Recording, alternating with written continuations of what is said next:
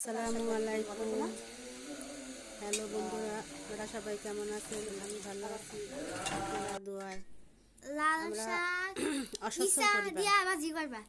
এই কারণে আমাকে হ খাবার দাবার খাওয়া দাওয়া সব কিছু অন্যরকম। হ এই যেমন ধরেন লাল শাক দিয়ে ইসা মাছ দিয়ে হ ভাজি করবো।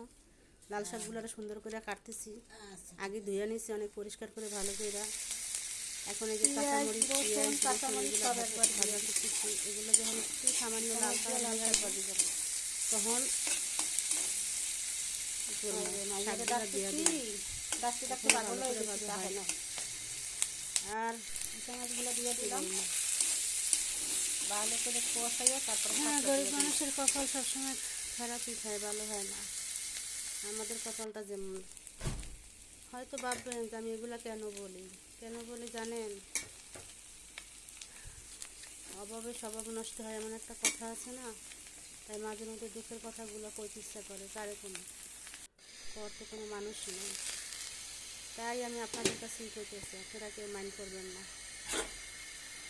এই শাকভাজি দিয়েই চলবে আজকের দিন। সাথে আর একটা আছে ডাল, সেটা দেখাই নাই। ক্যাপকাটটা কাটতে দে।